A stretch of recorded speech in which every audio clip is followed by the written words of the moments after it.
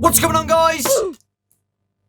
Dawkbro back again. Hope you're all fantastic today, and welcome to another Fazbear Frights, What You Need to Know, okay? So the first story that we did in this book was Fetch, right? The lovely little doggo that we always want to pet, but sadly we can't because he's horrible and vicious. The next story is Lonely Freddy. Lonely Freddy, everybody. And may I say, I enjoyed it. Quick review. I'm going to try and make this a bit shorter than the other ones because I do kind of drag them on more than they should. Lonely Freddy was really good. I will say, again, the action, I feel like this was the most latest action out of all of the stories so far. Most of the story is about sibling rivalry. A brother and a sister who are both like competing with each other to be the naughtiest and stuff like that. And we don't get to the action until the last like quarter of the book, really. And that's when we meet Lonely Freddy, and it's a really good ending, guys. I love the ending. Got some cool lore that we can theorize about a little bit. But yeah, I'd give this I'd give the whole story about an 8 out of 10, but I'll give the ending a 10 out of 10. I really like the ending, and I really like the Lonely Freddy character and Lonely Freddy as an animatronic. So yeah, let's get straight into the big summary, guys, okay? Again, I've got loads of pages about Lonely Freddy. The main character is Alec, and Alec is 15 years old. Alec is a naughty kid, okay, guys? He seems to be a bit misunderstood by his parents, but to be fair, guys, he's a little brat. Throughout this whole story, Alec is a brat, okay? He's selfish, he's mean, he's kind of a bully. He only cares about himself, and he doesn't trust anybody. He doesn't trust his family, he doesn't trust his sister. But that's because, guys, his sister Hazel is the better sibling, okay? She is the perfect girl. She's always good. She's got blonde hair, straight teeth. A perfect younger sibling, and Alec is the opposite, so rough hair, braces, and not very nice. Alec is in his own world, guys, so he's so selfish and he just cares about himself. He's in his own little bubble. He doesn't care what other people think. He does his own thing, and he basically hates everybody. I do feel sorry for him at some points, though, because he seems to be misunderstood. His parents are kind of weird. They always read books on how to parent their kids instead of just talking to Alec. So I feel like Alec's a bit misunderstood, where he kind of acts naughty and stuff because his parents are always against him. Like, they always think he's naughty, and they always focus more on the sister, who's perfect, right? So, and they always read parenting books and stuff, and Alex just listen to me, just talk to me, stop reading these goddamn parenting books and speaking to doctors about how to look after me. So yeah, he's misunderstood, guys, and he's jealous of his sister, who always gets the attention and the praise from the parents. So guys, it's coming close to Hazel's birthday. Okay, we're in the week before Hazel's birthday, the sister's birthday. And again, Alec and the parents make a plan on the birthday party. And Alec gets annoyed by that because, again, they're prepping a party for Hazel, and Alec's jealous by it. Like, he doesn't have these fancy birthday parties ever. Hazel always got the attention, guys, always. And again, the parents still reading the books and stuff instead of talking to Alec. But the thing is, guys, this is what annoyed me with Alec, because Hazel was nice and Hazel was perfect, whatever, does it matter? And Alec was just really jealous of her, and that led him to hate her, completely hate her. Everything Hazel did, Alec hated and didn't trust her.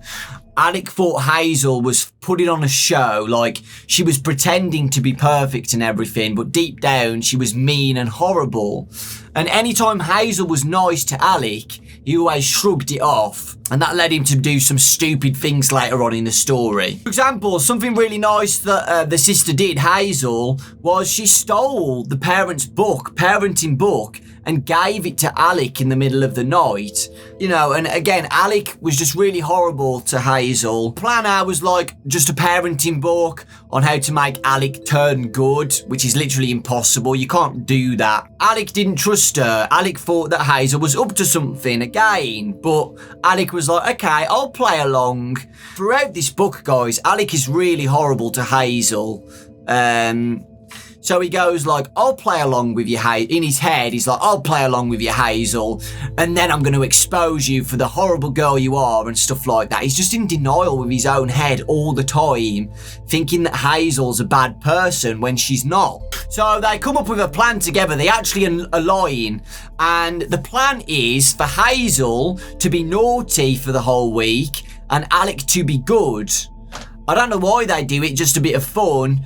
But yeah, Hazel is bad for the week, does naughty things, you know, disobeys her mother and, you know, makes a mess in the house. And Alec's polite. Alec is now polite to the mom, cleans the house, does the chores. So they've swapped positions with each other. So they do this for a few days, guys. And again, Hazel is perfect at being bad. Hazel's the younger sister, the younger sibling, and Hazel is better at being bad than Alec, okay?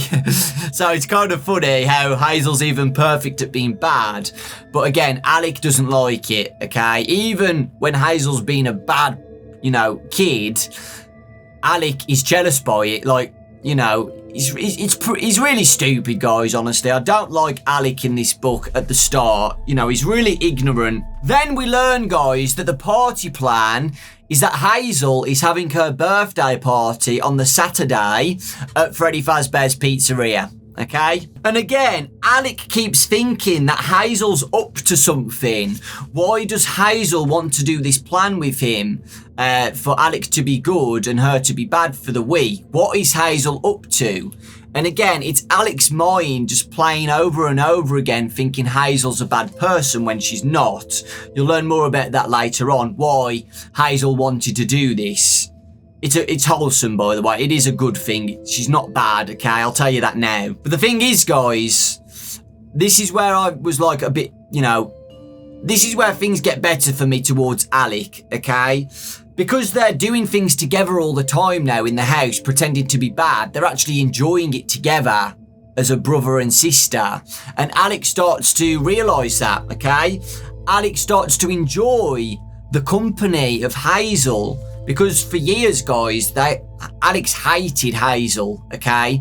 And this is the first time they're actually getting along with each other, you know? And he does become soft, you know? He starts to like Hazel's company, but again, he keeps biting back. Think like the Grinch, okay?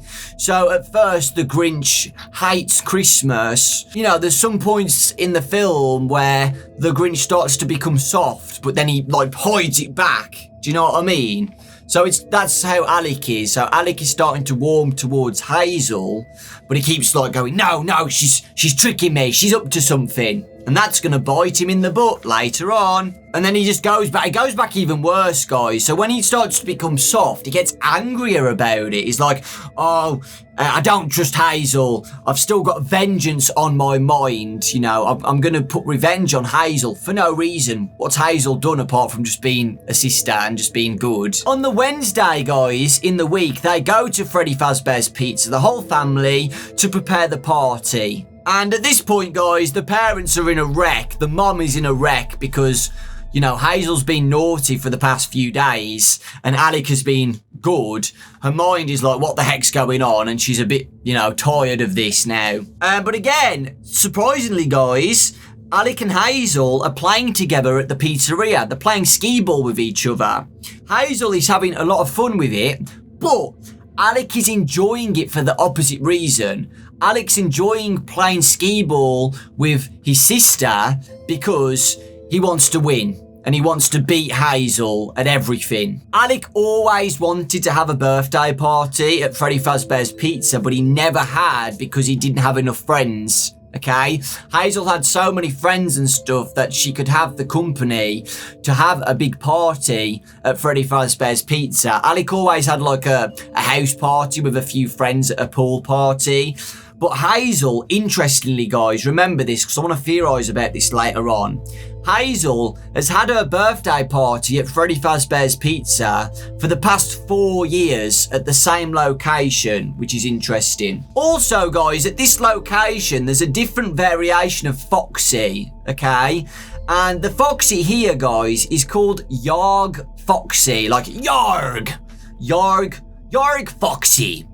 And Yarg Foxy was on stage to take pictures with the kids and stuff. But apparently at other pizzerias, the Yarg Foxy greets visitors on stage or goes to the door and greets visitors coming into the location. Yarg Foxy was I can't say Alex's. Alex's? It sounds like Alex. Alex's favourite character. Okay, so Alec loved Yarg Foxy. Remember that as well. And the other animatronics were on stage as well, guys. It wasn't just a location where Foxy was there. Freddy and the gang was there on stage as well, but they weren't playing because the pizzeria was empty. The animatronics were just stood there on stage doing nothing. And Alec was unsettled by that. And interestingly, guys, we don't know a time. Throughout this book, guys, I'll say it now, there's no time zone. Obviously, the location's all set up and stuff, so it's when Fazbear Entertainment was still running. So, yeah, all of the other stories, guys, all of the other stories show Freddy Fazbear's Pizza to be shut down. Every single story. But this one, there's a Freddy Fazbear's Pizza still open. So I think Lonely Freddy has to be set not in the present time when Freddy Fazbear's Pizza was still open. So 80s, 90s, something like that. So guys, when Alec goes up to the stage and sees the animatronics, he's unsettled by it. So he backs up a little bit. He backs away from the stage because he's a little bit scared by it. And then bam! The back of his foot hits something. And he turns around, guys, and he sees a small stage. And on the small stage, it's a raised platform rather than a stage.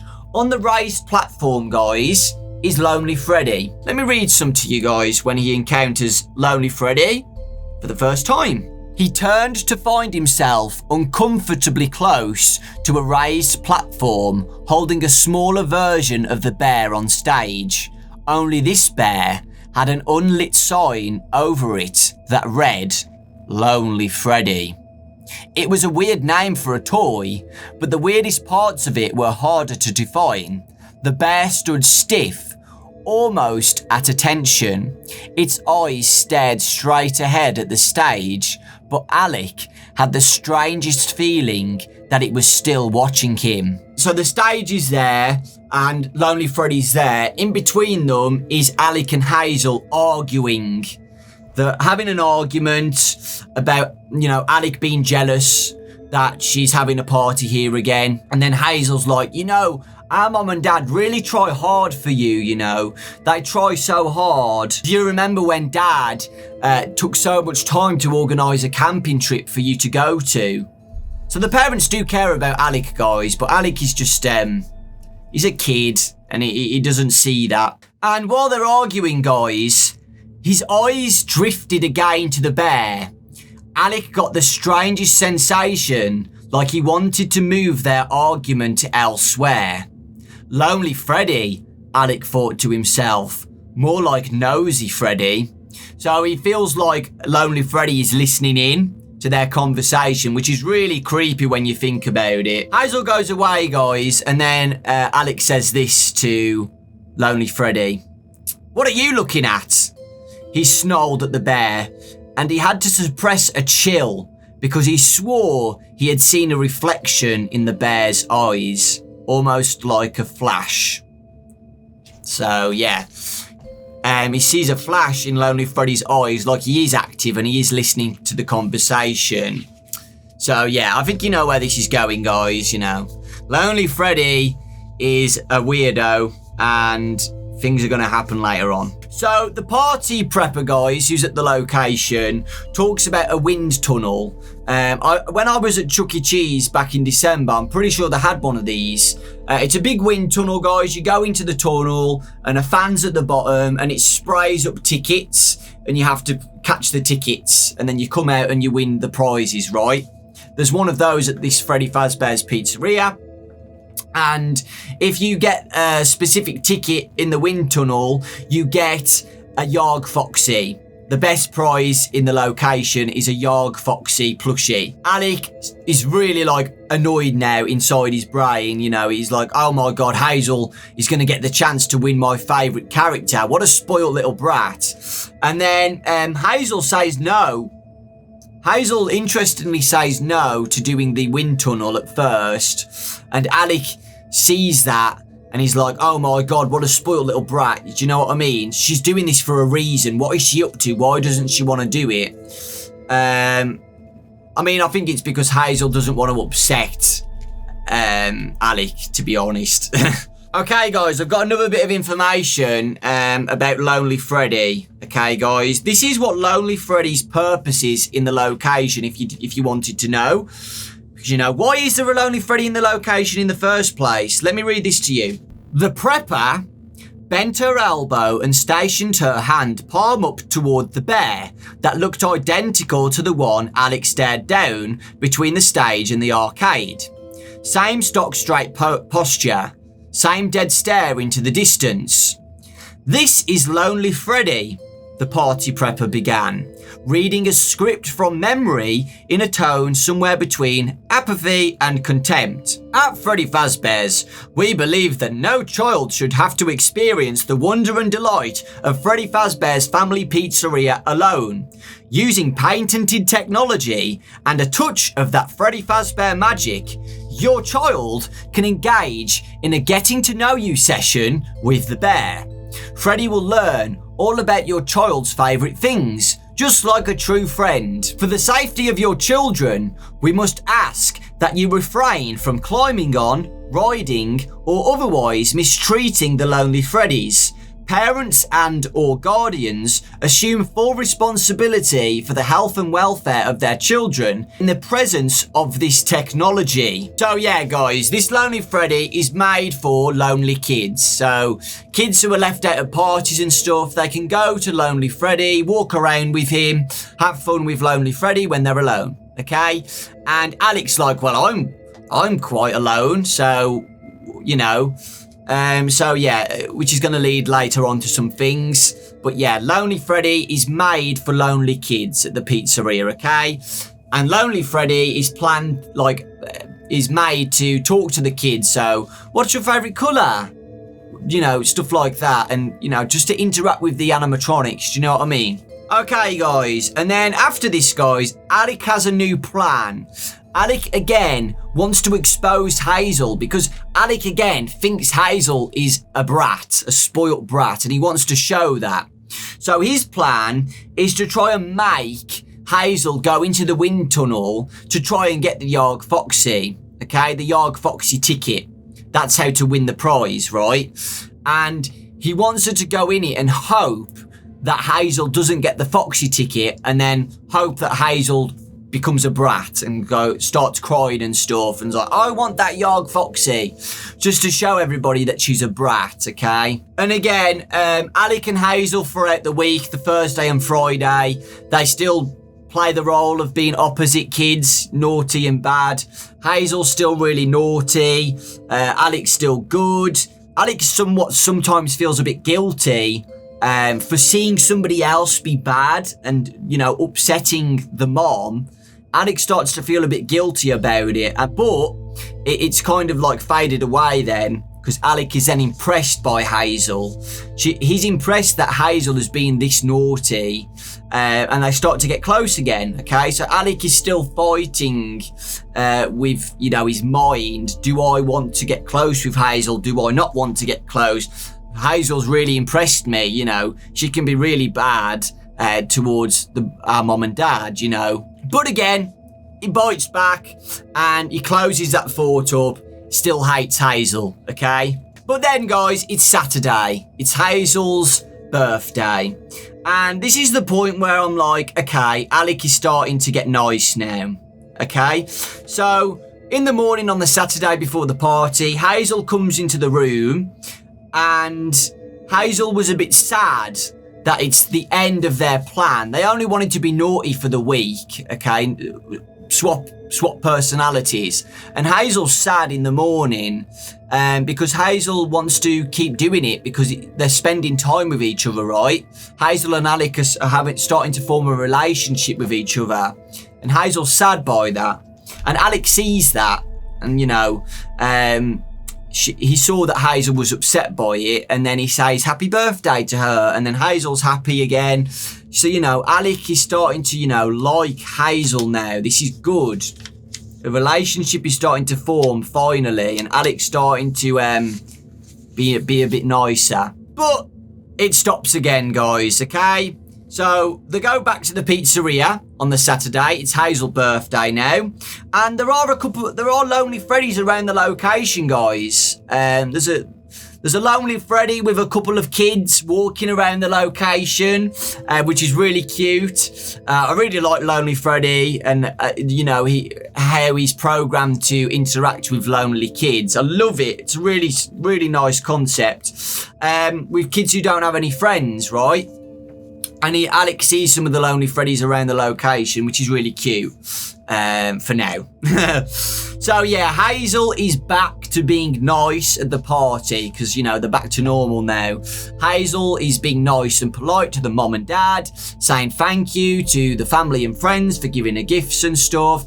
And Alec is back sulking on his own, back to normal. The sad thing is, guys, the parents seem relieved by it. They're like, oh, thank God, everything's back to normal now. Alec's back to being a little brat. Do you know what I mean? And I think Alec's a bit upset by that, to be honest. Hazel is still avoiding going into the wind tunnel to get the Foxy ticket, okay? And Alec wants this plan to happen. Alec still, in his mind, although he likes Hazel a little bit more, he goes back to being horrible again when he sees Hazel being perfect and getting all the attention. So Alec wants this plan to happen. This is his plan, for Hazel to go into the wind tunnel, not get the Yarg Foxy plushie and cry about it and be a little brat. So we'll see what happens, right? But Alec does a really selfish thing now, guys, okay? So when nobody's looking next to the wind tunnel ticket thing, there's a bucket of the tickets that are placed into the wind tunnel. He snoops around when nobody's looking and takes the Yarg Foxy ticket out of the bucket, okay? So now Hazel is 100% not going to win, and Alec is going to see her reaction. Okay, very, very nasty thing to do. Hazel still didn't want to do it, right? So Alex starts to get a bit really nasty towards Hazel and basically forces her, like, aggressively, like, you need to go and do the wind tunnel, okay? She starts to cry a little bit and, you know, walks along, tells her mom, Mommy, I want to do the wind tunnel now, and she does. And okay, guys, so Hazel is in the wind tunnel now, trying to catch all the tickets, and Alex in the background just, like, grinning, like, yes, it's time to see what Hazel's really like. Everybody's gonna see how horrible she really is, when she's not. She doesn't get the Yarg Foxy ticket. Pig. She comes out. She got like a few drinks, a few prizes, but she didn't get the Yarg Foxy ticket. And Alex like, yes, come on, Hazel, become a brat. Stop, go all horrible and go on a tantrum. But in her hair, guys, it's wrapped around her hair, is a Yarg Foxy ticket. So she did win. And obviously you can see now Alec is like, what? I took out the Yarg Foxy ticket. It's in my pocket. How has she just won a Yarg Foxy ticket in her hair? She didn't even catch it. How did she win? And he realised that there were still some tickets at the bottom of the fan. So a Yarg Foxy ticket must have still been in there, okay? And obviously, Alec is very, very angry now, like really salty that Hazel still, out of all the odds, still won the Yarg Foxy plushie, okay? And Hazel looks relieved by it. She's like, oh, I got it. So she's happy about it, guys. And then Alec is being really mean to Hazel now. And that's probably why Hazel didn't want it. Okay, so Alec is like, you're a little brat. You weren't supposed to win. Guys, look at what she is. She's a little brat. She gets everything. And Hazel starts to throw up, okay? Hazel throws up. So, not very nice towards Hazel. She throws up because of what's been going on. And, yeah. And after that, guys, she comes out of the toilet, you know, because she's threw up and stuff. She holds the Foxy plushie really, really shyly. Really wholesome moment, guys. Hazel offers the Foxy plush to Alec. Okay? And Hazel, throughout all this time, wanted to win the Foxy plushie. Not for herself, but for Alec. Hazel knew how much Alec loved the Foxy plushie. And for all this time, Hazel wanted to win it for him. Really, really wholesome. What does Alec do, guys? Option 1. Does Alec get the plushie and go, oh, Hazel, I love you so much. I now realise how nice you are. You planned all of this for me. Thank you so much. Or option 2, in his brain still, in denial. Hazel is up to something again. Why is Hazel offering me this plushie? She's up to something. She's showing off an audience. She wants to show everybody how perfect she is again. What option does he pick, guys? Option 2. Of course he does. And that's where I got really annoyed by Alec, guys. That was his chance for redemption. And he didn't take it, okay?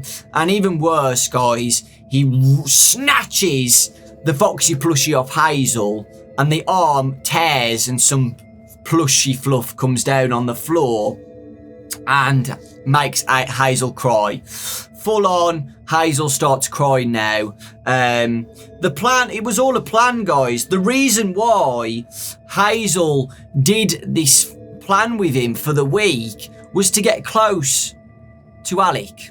Okay, the plan of them shifting together was just to spend time with Alec throughout all this week, and Alec didn't realise that. So Hazel isn't, although Hazel is nice and perfect and stuff, she's not putting on a show, she's not faking it, she's just a nice person. And Hazel offered him the plushie, spent time with him for the week, wanted Alec to like him, and Alex just rejected it again and again and again. He had so many chances, but he just kept saying no. This is when Alec redeems himself, okay? He does get upset by this, guys. He does realise it, is that he's been an idiot. And he storms off. He goes throughout the pizzeria. He hides. He goes through a corridor, goes out of the arcade, goes into a room, okay, guys, in the back rooms of the pizzeria alone. And Alex now is crying. He's sat on the wall, like crying. Like saying, it's not my fault, it's not my fault, it's not my fault this happened. But then he redeems himself, guys, and then he starts getting angry at himself, he starts punching the walls, he's really upset with himself. And then he realises that it was his fault, okay? He's now redeemed himself, you know, he's sorry about it, he feels bad. So he started thumping the wall, guys, and getting angry. But then a knock comes back. So he's in a room on his own, he's crying, he's thumping on the wall, but a thump comes back in another room. Okay, there's some knocking in another room. And of course, Alec goes to investigate, and he goes into the storage room of the pizzeria. When the room was finally lit, he saw it was something of a storage room, only far more cluttered with what appeared to be abandoned toys, arcade games, and machinery than the extra stocks of napkins and paper cups he was expecting. The back wall was lined with long dormant arcade games Alec could remember being popular 10 or so years ago. Folded cafeteria-style tables were stacked in rows against a side wall, their attached circular seats giving the arrangement a look like dominoes. The wall closest to him consisted of rows of wire racks, each holding various broken or dated toys that might once have been part of the prize counter display. Now, the cluttered shelves of sad, ownerless toys looked less like prizes and more like the stuff that goes missing under kids' beds. So he's in the storage room now, guys, and again, he's still sulking. He wants to know what the noise is, but the noise isn't there. But then again, he sits down, sobbing, and his mind is racing now, guys. He's like thinking about all the things that Hazel did in the past, you know, talking about how the parents organised the camping trip, and how he realises that his parents do really care. They're putting all this effort reading parenting books because they care about him and they want him to be happy and they want to try and sort things out. And all the things Hazel did in the past, where Hazel always saved the last waffle or pancake for breakfast for Alec because she knew that Alec's favourite meal was like a pancake. So, you know, Hazel really did care, and all these thoughts are going through Alex's mind now, like, oh my god, Hazel isn't horrible. She really does care about me. And he's still holding the plushie, guys. So he did snatch it off Hazel, rip the arm, but he's still got it with him in the storage room, okay? And again, he gets angry with himself and he throws the plushie away and it hits the shelves and loads of toys come full on, like pile on the floor now. So he throws the Foxy plushie in the storage room, all the toys fall on the floor, and he's lost Foxy now, okay guys? So the Foxy plushie, he tries to look around for it and he can't find it because a big pile of toys and trash have all gone over it and he can't find it anymore. And when he is looking for the plushie, guys, the thumping begins to start again. The thumping noise. Alec was so lost in the sea of toys that he forgot about the thumping, that strange sound he had heard on the other side of the door before pushing his way in.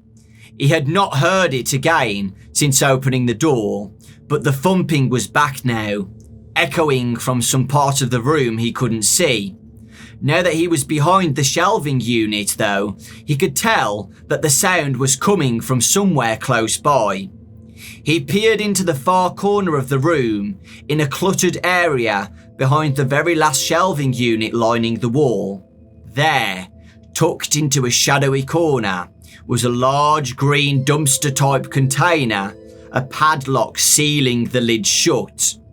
Alec took a few slow steps closer to the dumpster, hoping beyond hope that the thumping wasn't coming from inside the bin. Now beside the bin, he had not heard any more thumping for the last several seconds, and he was mostly satisfied that he had been mistaken. Clearly, the thumping had to be coming from the other side of the wall the dumpster leaned against. But just as Alec slid his fingers underneath the lid to peek through the crack allowed by the lock, the bin rattled and thumped, and he stumbled backward, scooting as far away from the container as he could get. He thinks it's rats, guys, okay? So he goes to the container, the bin, the dumpster, opens the lid and he starts thumping and he backs away. He thinks it's rats, guys. It has to be rats, right? And now, when he's backed away, guys, and stumbled on the floor back, guess who else is in the storage room, guys? Lonely Freddy is in the room with him, guys, okay? Lonely Freddy, on his pedestal, is also in the storage room. That's because, guys, there's loads of Lonely Freddys in the location for a start, but this one is in the storage room. So the other one's out playing with all the other kids, and there's also one in the storage room. So there's quite a few of these around, right? Let me read this to you guys, okay? This is the most interesting part. I love this part. And there, staring at him from underneath a colourful canopy, like something he might have seen in a circus, was a lonely Freddy bear, just like the one he had seen staring into nowhere that day he argued with Hazel. "You again," he said to it. "You been punished or something?" But he immediately disliked the thought of the already unsettling bear having misbehaved. He stared at the bear as it stood at attention on its platform under the canopy, seeming to gaze at something just over Alec's shoulder. Alec turned and looked at the green dumpster behind him, but when he turned back round, he was startled to find that the lonely Freddy's eyes had somehow shifted. They seemed to be looking right at Alec. I've been waiting for you, friend, the bear said. Alec stopped and stared at the bear. That's great, he said to it, and that should have been the end of it. Alec didn't expect it to say something else.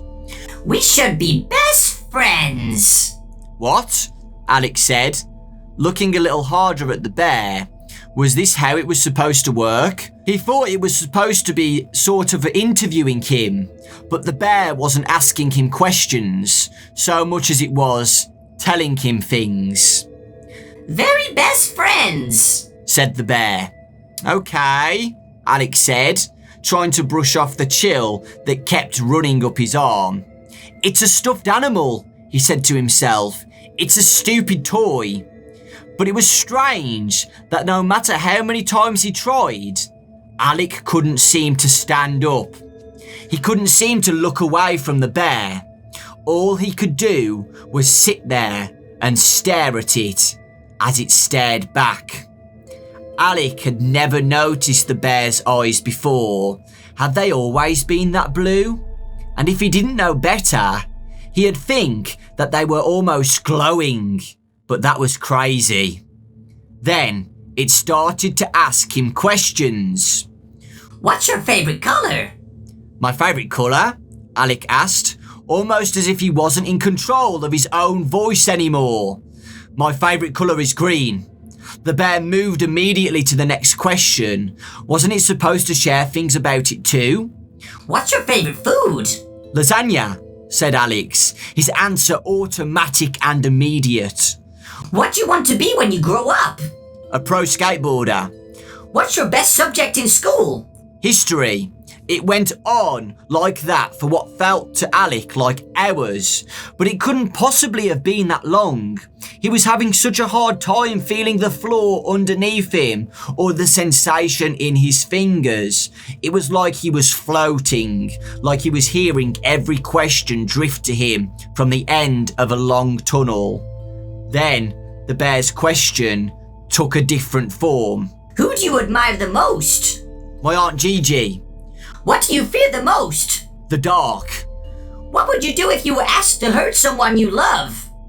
It felt like the bear was reaching its soft plush paw into his very soul and extracting the answers he kept the most hidden, and it was doing it so effortlessly. Its eyes were as blue and deep as an ocean trench. What's your biggest regret? And at this question, Alec did stop. He resisted at first, or maybe he simply didn't know the answer, but the bear wouldn't move on. It asked again. What's your biggest regret? Still, Alec hesitated, and the pull from inside of him began to grow painful, like something was squeezing him from his very core. What is your biggest regret, Alec?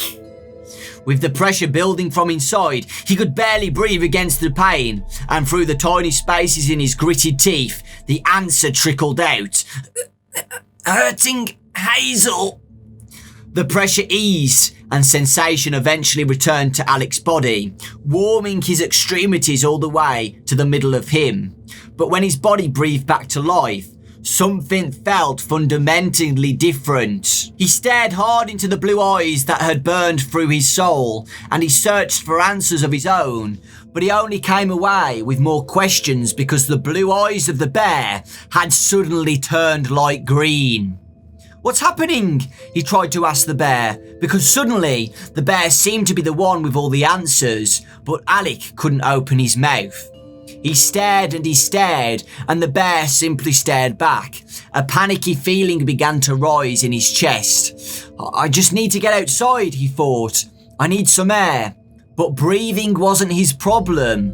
Moving was.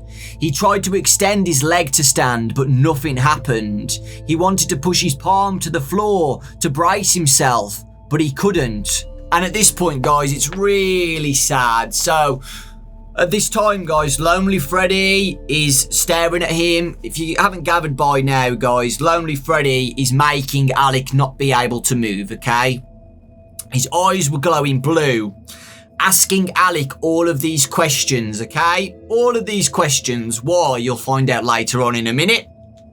But Lonely Freddy asking him a bunch of questions. Alec can't move. Alec isn't even the one answering these questions, guys. He's been hypnotised by Lonely Freddy. He can't move now. And Lonely Freddy is asking all these questions and Alec is just answering them one by one. And he even got forced, like his soul was coming out. So Lonely Freddy was basically hypnotising Alec to make him answer all these questions, right? And then Alec starts to feel a sensation, right? Like something's weird's happening. I can't feel anything. What's going on? Lonely Freddy's eyes start to turn green. Okay? Remember that, please. And while this is happening, guys, Alec hears voices in the background, okay? And this is a sad moment, guys, because it's actually Alec's mom and Hazel looking for him. Okay, they're looking around the pizzeria trying to find Alec because he's been gone for some time and they care about him. So then, guys, the mom and the sister, Hazel, go into the storage room. Okay, and because Alec is hidden in the corner in the dark, guys, they can't see him. Okay, and they can't see Lonely Freddy either. They're in the distance at the back behind the shelving unit and stuff, okay? They're not visible when they walk in, okay? And they walk in, guys, and they can't find the brother, Alec. He can't speak, remember, guys? He's trying to speak, like, help me, please, help me. He can't speak, okay? Can't speak, which is really sad. And they come in, and the mum's like, don't worry, sweetie. We'll find Alec and the plushie. Don't worry, we'll get them. And they're speaking inside the storage room now, and Hazel's like, Alec really hates me. Alec hates me so much. He hates me. And the mum's like, oh, don't worry. He doesn't hate you. You should know, Hazel, that Alec really does love you. And Alec can hear all this. Think how that feels. Because at this point, guys, Alec has redeemed himself, okay? Alec wants to go and say sorry to Hazel and be like, yeah, I did hate you. I'll be honest, Hazel, I did hate you, but now I don't. I've realised how nice you actually are, and you're not playing a trick on me or anything. You're a good sister. But yeah, it doesn't happen, guys. Hazel finds the plushie on the floor, okay? It's right next to the door, ironically. They grab the plushie and they leave the room, okay? Because Hazel and the mom now think that Alec just threw the plushie away in this room and then walked off to get rid of it, which isn't true. But that's what they think, which is sad, really, because that isn't what happened. But, you know, it's supposed to be a horror story, guys, and very upsetting. But yeah, guys, they leave the storage room now, and Alec is back with Lonely Freddy. Alec tries his hardest to say something like, no, I'm here, guys. Hazel, I do love you, you know. I've realised that now. I'm sorry for everything I've done. But he can't talk and he can't scream or anything. And Lonely Freddy is still staring at him at this point, guys, okay? And Alec tries his best to just try and do something. And because he's staring at Lonely Freddy, he thinks, okay, I need to try and shut my eyes and just to try and stop this from happening. Okay, I'm going to shut my eyes and count to 10 and see if it does anything. Okay? So he does that. He pulls a deep breath in, closes his eyes, okay? 10 seconds. Opens his eyes. Lonely Freddy is gone. Okay? Lonely Freddy is gone. And the platform that Lonely Freddy was on is now empty. Lonely Freddy has vanished. Okay? So then Alec's like, okay, I'm starting to feel again. He starts feeling his fingers again, guys, and his feelings of, you know, his legs and stuff. So he does it again. He closes his eyes for 10 seconds. Takes deep breaths. Starts to feel feelings in his fingers again. He can move his hand now. Rinse and repeat. He starts doing it and then he's able to stand up again. The thumping in the container right? The one that he peeked open, thought it was rats. He's still thumping when he's trying to do this, when he's trying to get back together and normal again. Thumping's going on in the background and he's like, oh, shut up. He needs to go and see his family, guys, okay? He's back up. Unfortunately, he can't speak still. He can't open his mouth. So he's done his deep breaths and stuff, closed his eyes. He's got feeling back in his arms and legs. He can move, but he can't speak. He can't open his mouth. He's like that. Can't move it at all. But yeah, he's got his motor function back online and he gets up and he tries to go and see his family, okay? Now, let me read this to you guys. I think you're going to get the idea when I read this part. The strangest thing, though, was that it almost seemed like he was still sitting. The shelf seemed so much higher than it had initially. In fact, the entire room looked bigger somehow, like the ceiling had risen. He moved stiffly at first, his legs jerking more than walking, and he had to work extraordinarily hard to get control of them. But after several steps and as many pauses, Alec managed to find a rhythm adequate enough to move him to the other end of the room. But when he came upon the door, he was stunned to find that he couldn't reach the handle. It was at least a foot above his head. So guys, the room's got bigger, okay? What are you thinking now at this point? What are you thinking now? So Lonely Freddy's gone. Remember, his eyes turned green just before he shut his eyes, okay? And he's woke up again, he's smaller. And he can't move and he can't talk that much. I hope you're getting the idea. And he carries on, he gets out of the room, guys. He slumps the door open. The corridor's longer than normal, so you can see that he's smaller. Okay, he's smaller. But yeah, the way that bear had gotten into his head, there was nothing natural about it. He wasn't sure what or how, but something had happened to him. Something horrible. He just hoped it wasn't irreversible. He hoped a lot of what happened today could be reversed. He's redeemed himself now, guys. He's realised what happened, but because it's a horror story, guys, you know it's going to be a bad ending. So yeah, he's still walking along the corridor to get to his family, stiffly, can't move properly. A door opens up and he gets whacked into the pizzeria again. And he looks around and he's in the arcade area now, guys. You can start hearing the arcade games going off. He's back into the pizzeria. And then, guys, he goes around, guys, into the atmosphere. He goes to the pizzeria tables where everybody's eating. And everybody's taller than him now, okay, guys? So everybody's taller. And he's like, why is everyone acting weird? Why don't they see me? I think you're getting the idea now, right? Okay, so everybody's walking around the pizzeria and they're not noticing Alec now, okay? Why? No sooner had the thought occurred to him than he was grabbed roughly by the arm and clutched tightly into an itchy wool vest. I saw it first, said a voice, and suddenly someone was tugging hard on his leg. No, I called dibs, said the kid holding him. How big were these kids that they were able to play tug of war with him? No, me! His leg was being pulled so hard, he was terrified it might come off any second. He wanted to go back to not being seen. Okay? So, yeah. If you haven't gathered now, guys, he's a Lonely Freddy. Okay? I think that at that point, guys, I think he hinted it towards, you know, being small and stuff. But if you didn't get it by now, guys, he's turned into a Lonely Freddy. And the kids pick him up and try and pull him apart. I had it first. So, yeah. He's turned into a Lonely Freddy. And he still doesn't realise this, by the way, guys. I don't know why. I think he thinks he's very confused. He's in a dream and stuff. But yeah, he was really determined to get back to the party room where Hazel was.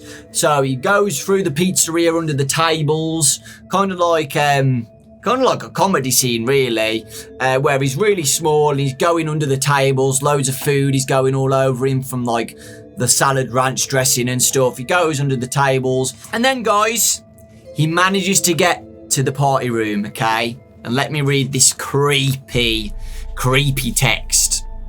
Then there was his family. His mom in her dark jeans and his dad in his comfiest slacks and his flannel shirt.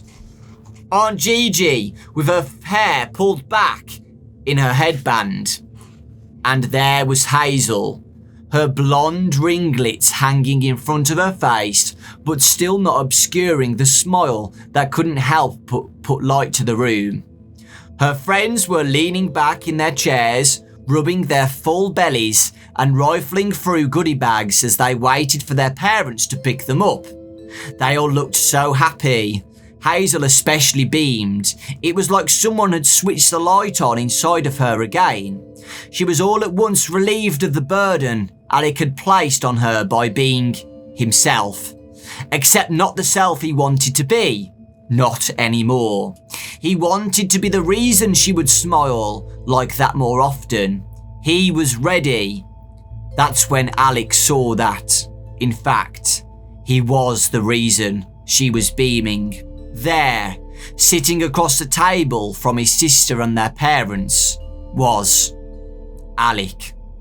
It was the same rumpled t-shirt he had thrown on that morning before the party, the same unruly golden curls that provided the counterbalance to Hazel's perfect ringlets. It was his light green eyes, his slightly crooked teeth, his lanky limbs, and he was smiling right back at Hazel. "Hey," Alex said, the voice in his head quiet at first, but quickly it was screaming, "Hey, that's not me, that's not me!"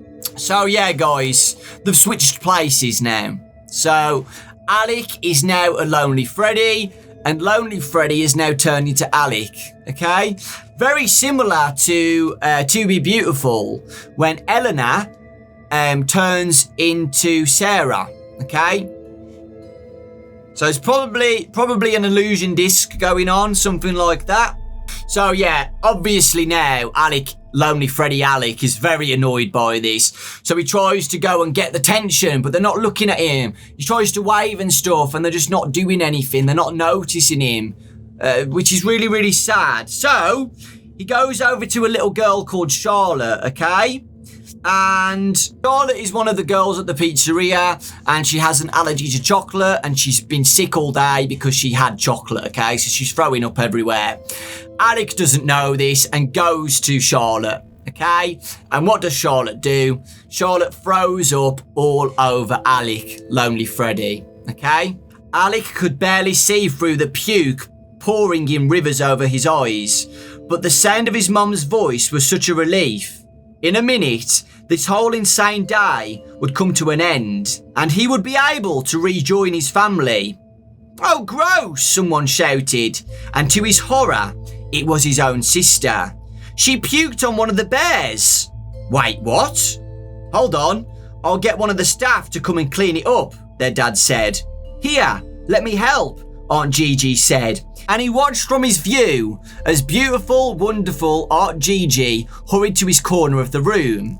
"Thank you," he whimpered in his head. His Aunt Gigi would know what to do.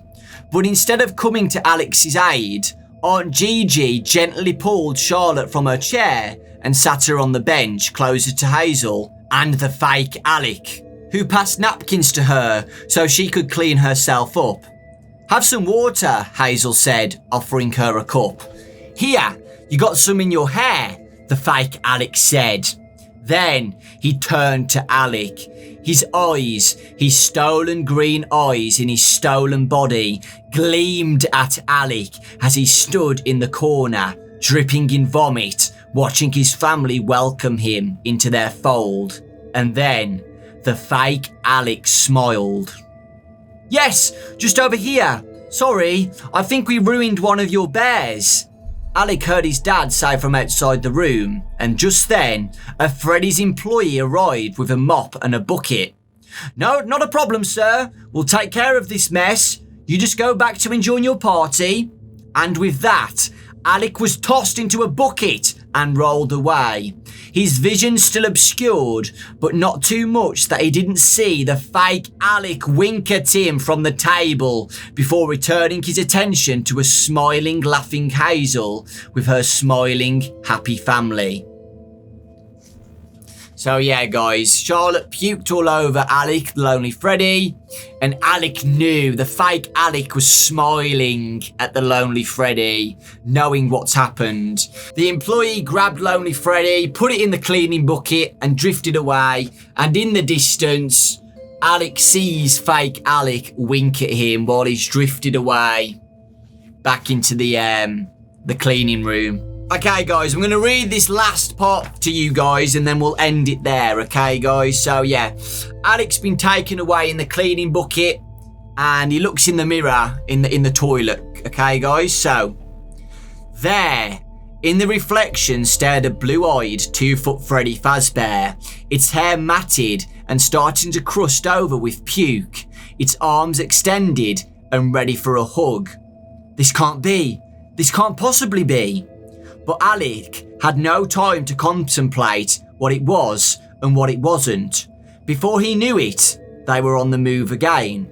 The employee pinched Alex's paw between 2 fingers. "Ick," he said, scrunching up his nose before holding Alec as far in front of him as he could.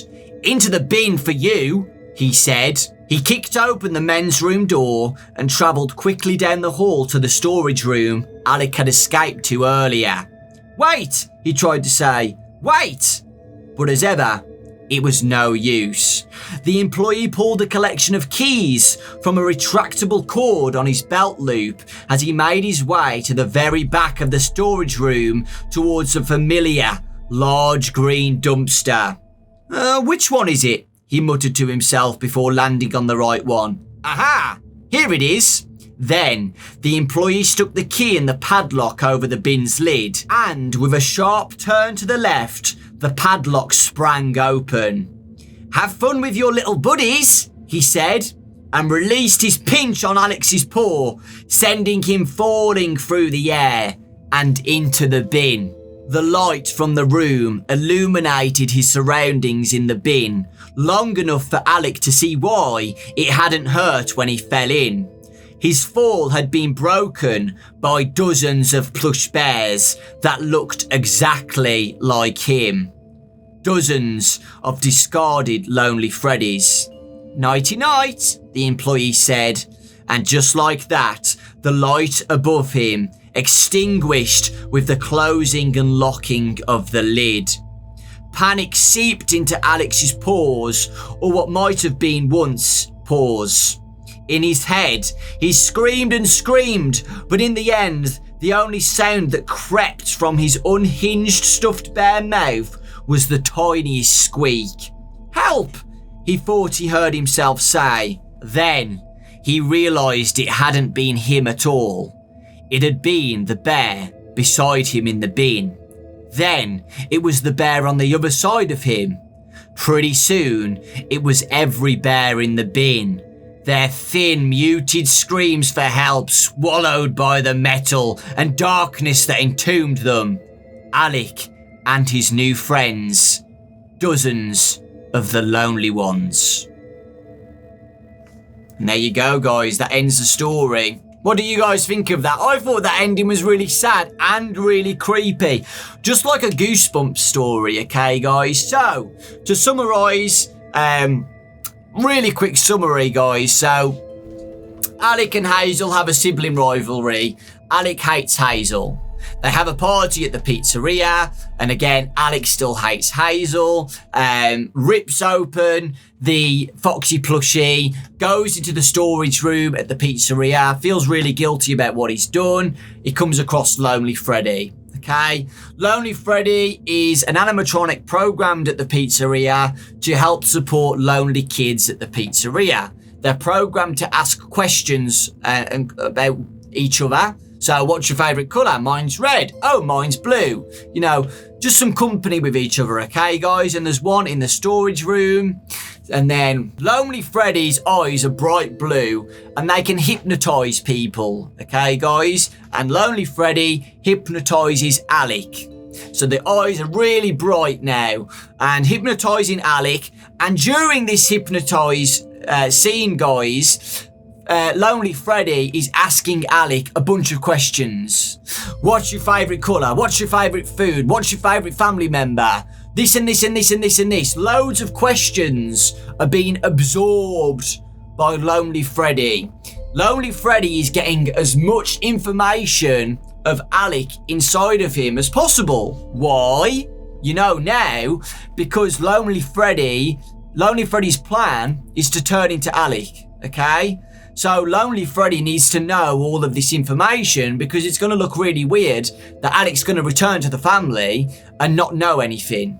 Okay, so Lonely Freddy's tried to get all of the information out as possible, okay, because his plan is to turn into Alec, and it does work.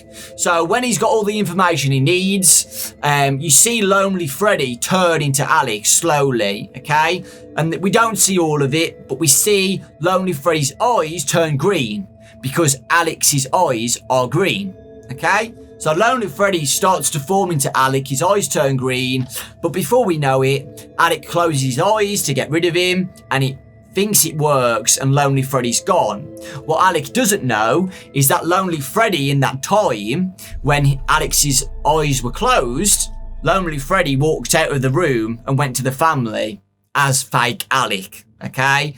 And Alec is now a Lonely Freddy. So they've switched places, okay, guys? And then Alec tries to get up. The room's bigger. He doesn't realise what's going on.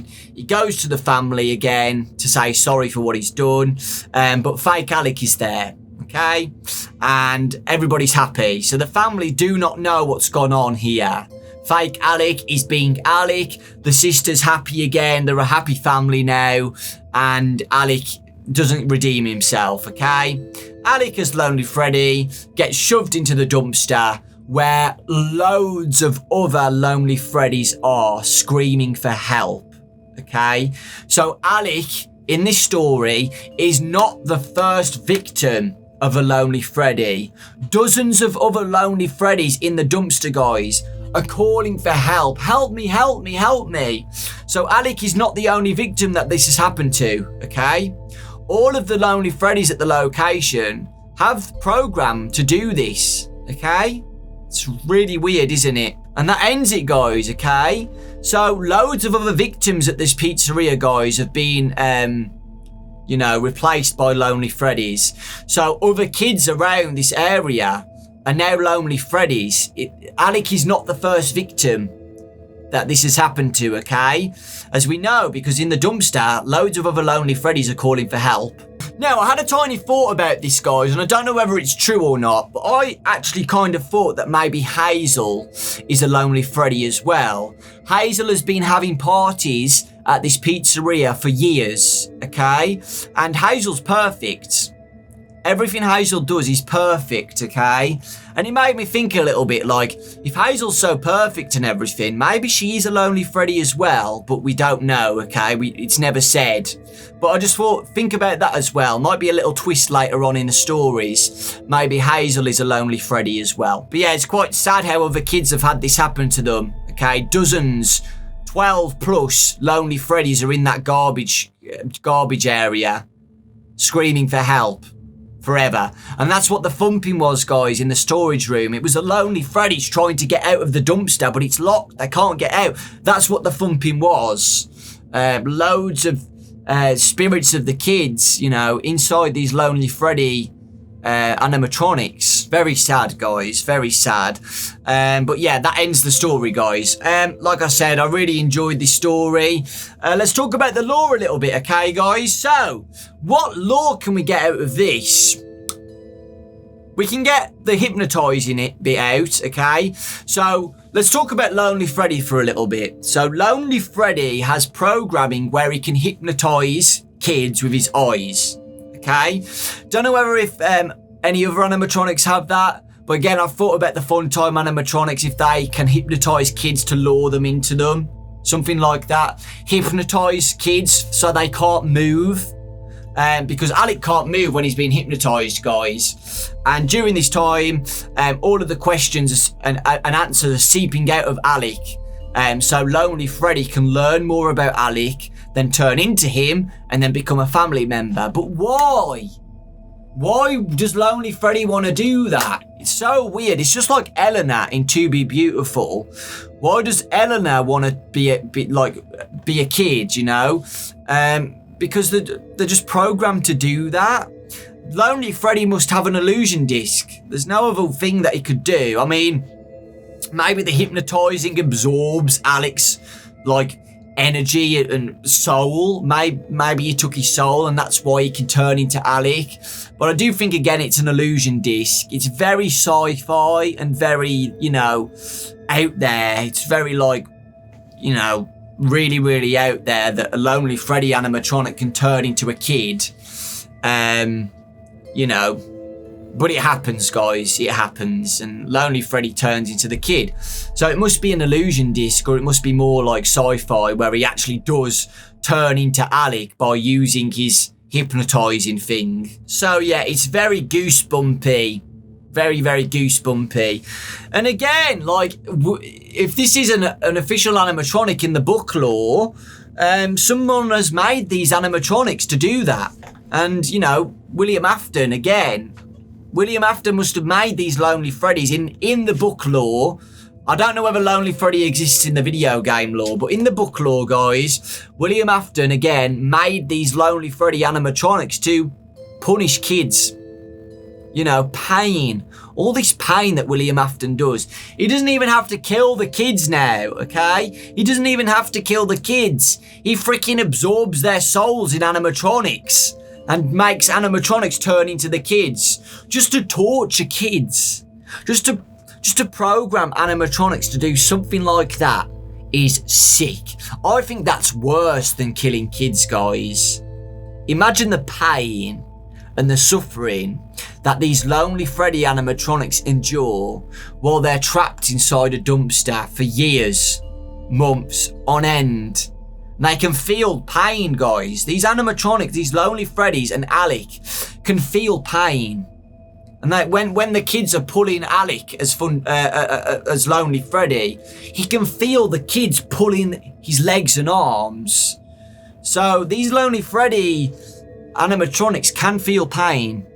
So imagine the pain they're going through, guys. All of the dozens of Lonely Freddys trapped inside the dumpster. Nobody knowing that the real kids are inside the Lonely Freddys, inside these dumpsters. And the fake kids going out now with the families are still there and active. It's weird, isn't it? And this is all William Afton's doing. William Afton programmed the animatronics to hypnotize kids, and it's horrible to think about. Horrible. But yeah, like I said, I'm trying to think of any lore of of this, and I can't really think of anything. I can only think of illusion discs. I know MatPat thought about Psychic Friend Fredbear, and maybe there's something like that happened to the Fredbear plushie and hypnotizing things and stuff. I don't really know about that. I still think Psychic Friend Fredbear in Sister Location had a radio in it, and that was William Afton trying to talk to the crying child to warn him to stay away from the pizzeria because of what happened to Elizabeth. Okay, that's what I think. I think William Afton was just trying to keep the crying child away from the pizzeria and using the plushie, because William Afton knew that the crying child's best friends were plushies. So William Afton thought, okay, I'll bring in my Golden Freddy plushie and put a radio in it. And so I can warn my son to stay away from the pizzeria. Don't you remember what you saw at the pizzeria? You can't stay here. Run home. Do you know what I mean? So I don't think it's that. I do think it's just a new animatronic again and more sci-fi. I do think it links to Eleanor, and now Eleanor can turn into Sarah. So yeah, we'll have to wait and see, guys. But it is a very sad ending for Alec. I do think Alec was an idiot for most of the story, but he did redeem himself at the end, but it was too late. Okay, and Alec turns into a Lonely Freddy, gets puked on, and gets shoved into the dumpster where all of the other victims are as well. Dozens, guys. It says dozens. So this has happened to many, many kids. And again, I feel like this is worse than getting killed by William Afton. Okay? Think of the pain they're going through inside the dumpster, just being trapped in there for years and nobody saving them. It's very, very sad. And the Lonely Freddies are programmed to do this to kids when they're alone, by the looks of things. Because it's happened to other kids, so, you know, they're programmed to do it 100%. And they turn into Lonely Freddies, and then, you know, they get shoved into the dumpsters, okay? So, yeah, it's sad. But yeah, that's it, guys. That was Lonely Freddy. I really enjoyed this story. I like the ending. Very Goosebump-style ending. A very bad ending. The next story we're going to read is Out of Stock. And apparently it's about Plush Trap. So that one's going to be interesting to read, and I'm excited. Hope you enjoyed it, guys. And again, thank you, Wackery, for the illustrations that you provided. I really do appreciate it, and they're really, really good, and they really help, you know, bring the story out. And I hope you enjoyed it. So yeah, thanks for watching, guys. Lots of love. Next story will be Out of Stock, and I really appreciate the support. Okay, I enjoyed this story a lot. Take care, lots of love, and I'll see you all next time.